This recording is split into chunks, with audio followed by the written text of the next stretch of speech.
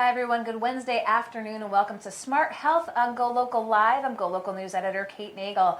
I'd like to welcome on my guest, mental health expert Dr. Lisa Uebelacker with the Warren Alpert Medical School at Brown University. Doctor, thank you for joining us. Thank you for having me. Well, I appreciate your taking the time here. The week leading up to Christmas, holidays are in full swing. Hanukkah, Christmas, New Year's, very important time to talk about mental health. And before we do, I want to tell folks a little bit about you and your path to the Alpert Medical School. Sure. Well, I'm a psychologist. I work at Butler Hospital, and I'm part of the Alpert Medical School. And I came here in 2000, just as a psychology intern, and so I've been here about 19 years. Okay, so it sounds like the Alpert Medical School was a good fit. It was a good fit. This is where I've been. Okay, going on 20 years here now. So excited we can tap your expertise because, as a lot of folks know, the holidays can be certainly very overwhelming. And for those folks who might be dealing with some mental health issues, between stress and anxiety, depression and grief, let's talk a little bit, kind of breaking through. When you talk with folks, and we provided also, very importantly, the National Suicide Prevention Hotline number. Yes. Number one, if folks are suicidal, it is to get help is the Yes. most important thing to drive Yes. home. Yes. And that hotline is great. I know it's on the website. You can always just Google it, the National Suicide Prevention Helpline. And day or night, 24/7. You can chat, you can call them. It's just a great thing to know about. And of course, talking with folks, if you have concerns, let's talk about other folks as well that you might be concerned are suicidal. I mean, have those conversations, talk with the person, Yes. get them to seek help. Don't think that maybe somebody else will address them. How important is that to deal with friends and family members? And I think you could call the hotline yourself to say, hey, this is what I'm thinking. I don't know how to talk to my loved one. Can you give me tips? I think they would be able to help with that too. So let's talk a little bit maybe about grief. If you have experienced a loss, whether it's the first holiday, the 10th, the 20th, it does not get any easier. If folks are really dealing with grief during the holidays and find that it's really impacting their mental health, where to start? Where to start? I think the first thing is to know that you're not the only one who's struggling at the time of the holiday. We go into the holidays, they're supposed to be wonderful, right? You look, everyone is having, or appears to be having such a great time. They're supposed to be so wonderful. And so you may feel even more alone in your grief or your sadness or anxiety or whatever you're struggling with. So the most important thing for you to know is that you're not the only one who struggles with these things. And it might look like everyone else is completely happy, and it would be nice if everyone were, but it's not the case. So holidays are tough because you think you're supposed to be happy, and not everyone is, and that's okay. So it sounds like setting expectations, like knowing that you don't have to be on all the time. Yes. And so you say if not everyone is, I mean, reaching out to folks, support groups, whether online or in person, how does that play a role? Sure. I think for some folks, online support groups can be very useful, especially if they are coping with something that's sort of less common, like some kind of medical illness or something that's less common. Then online support groups can be very useful. Reaching out to friends or neighbors, family who you can trust, or just family who will distract you, who will go with you to a movie to distract you for a little while. That's also a good idea. And then stress at the holidays, if you feel completely overwhelmed, you're hosting family, you're shopping, I mean, it's a very common reaction. But if it gets to that point where it's impacting your daily life, I mean, what are tips from a mental health standpoint for stress? Because I'm probably going to segue and dovetail into your work with physical activity, especially with yoga, ways to cope to sort of get you back on track. Sure. Well, one thing, again, in terms of setting expectations, is the holidays are a limited period of time.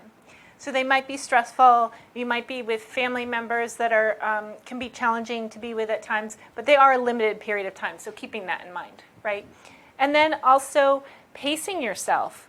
Sure, go to the party, but plan to only go for 2 hours and then plan to go home. afterwards and kind of allow yourself to retreat, have some quiet time. And of course, we'll talk about physical activity and even things like yoga.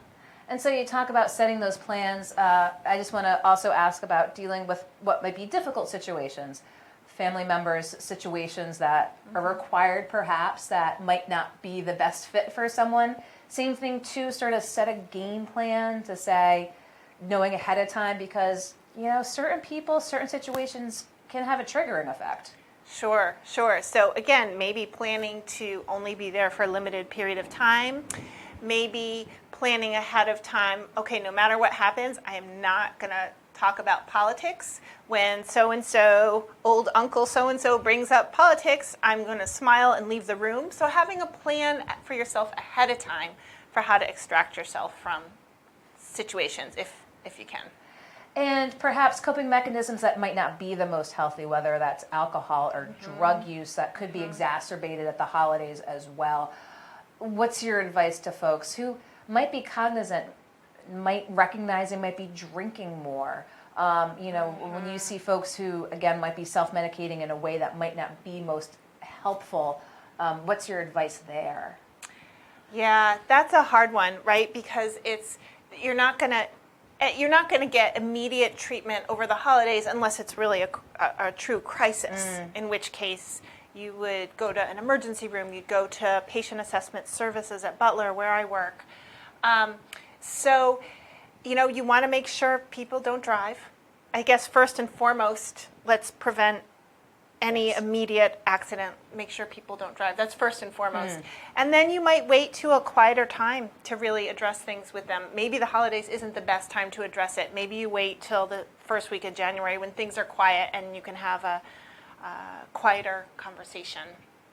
And being at Butler, when is that point, where folks should say, I might need to seek treatment at this time? Immediately. Immediate treatment. Yeah. You talk about the suicide prevention hotline, but if folks think that they might be breaking down. Yeah, I think, at Butler at Patient Assessment Services, what happens is they'll evaluate you to see, or your loved one, to see what level of care is appropriate. So maybe it's inpatient, but not necessarily. We have day hospital programs and partial hospital programs for anxiety and all different kinds of things. So when, certainly if someone is thinking about suicide or has a plan to hurt themselves, I think that is absolutely when you want to get help right away. If someone is just really so distressed they really can't do things, or they're using alcohol or substances so much that they aren't doing anything, they aren't able to take care of themselves, they aren't able to do things that they need to do for their family, that's when you really need help more immediately. Okay, and I want to talk again about your real area of expertise, again, that physical component, the yoga component. A lot of folks hear that all the time. Just go out and get some exercise or do some yoga. But, there's a scientific component to this. And so that's why having you here would like you to explain to folks a little bit why and how that actually really helps. Yeah. Well, so we're really interested in, one is physical activity in general. We know is helpful for physical health and mental health. Some of my colleagues are doing research about how physical activity can help people quit smoking or stay abstinent from alcohol. So we know that physical activity is good for lots and lots of things. The challenge is always how to get yourself out there. What I see is that when folks become depressed, often the first thing that they stop is going to the gym. So we're trying to look at, are there ways we can help motivate people to get out and do that physical activity? And it's common sense things like social support, like having people to go with, like laying your gym clothes out so that the routine is the first thing you do is get up and you go. Put that yoga mat on the floor right next to your bed so when you get out of bed, you fall on it. And looking for something you really enjoy is really important too. Whatever that may be, it's different for everybody. But obviously, if you enjoy something, you're more likely to keep doing it. And why yoga in particular? Why is it so beneficial? Yeah, so I've been really interested in yoga for helping people cope with depression, anxiety, and chronic pain for quite a long time, because it combines movement with this aspect of mindfulness with being present in your body, in the space you're in right now. So I think it can really teach us how to be in the moment and not be worrying about the future as much, worrying about the past. Also, in the yoga classes that we run as part of our research, we do breathing exercises, and people tell me that having some of the deep breathing exercises can be really helpful day to day just to cope with a stressful moment. A stressful moment with your old uncle so-and-so, a stressful moment with your boss, whoever it might be. But having practiced some different deep breathing or other kinds of yoga breathing exercises can be really helpful. Gives people a tool that they like. So lots of tools here from you about, again, how to cope with the holidays, being a mental health expert. And I want to sort of take it back to the Alpert Medical School component. Yeah. You're at Butler with your practice there, but as you said, with the school as well. How is the Alpert Medical School really leading in the areas of research, both from an academic and a community standpoint in the field of mental health? Yeah, so I think there's a lot of things that we do as faculty of Alpert Medical School. And one thing I'll mention is training the next generation of psychiatrists and psychologists for Rhode Island. So if they get education and training here, we hope to keep them here so they can be helping Rhode Islanders.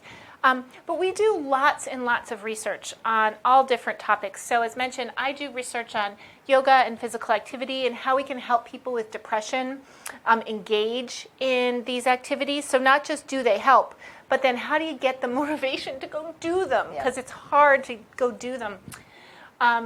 We do research on suicide prevention, on programs to help people with the transition out of a psychiatric inpatient unit. Okay. We do lots and lots of research, as I mentioned, physical activity for people with substance use problems to help give them another way of coping with urges to use, for example. And so all the hospitals that are affiliated with Alpert Medical School, there's researchers in the Department of Psychiatry across the medical school, all doing really good work on lots of topics. And finally, as we head into 2020, where do you think we are as a society in addressing mental health and the same sort of parity level as physical health, as someone who has cancer, someone who has diabetes, really addressing mental health as on par with any other physical ailment that someone might be experiencing? So I don't think we're there yet. There's a report that came out recently saying that more and more people are going out of network for mental health treatment. And why is that? Well, more and more mental health providers are out of network. Well, why are they out of network? Well, and what can we do about it? And what the report said is that, the report that I read was that if they were cardiologists, they'd pay them more to get them back in network. So I think as a society, we need to place more value on helping people with mental health. And in our society, that means money. Yep. There's, it means a lot of things, but we need to place value. This is really important. This is people's quality of life. Like, health is about quality of life. And so as a society, I would like to see us place more value on that and reduce stigma. We all struggle. Everybody struggles with something.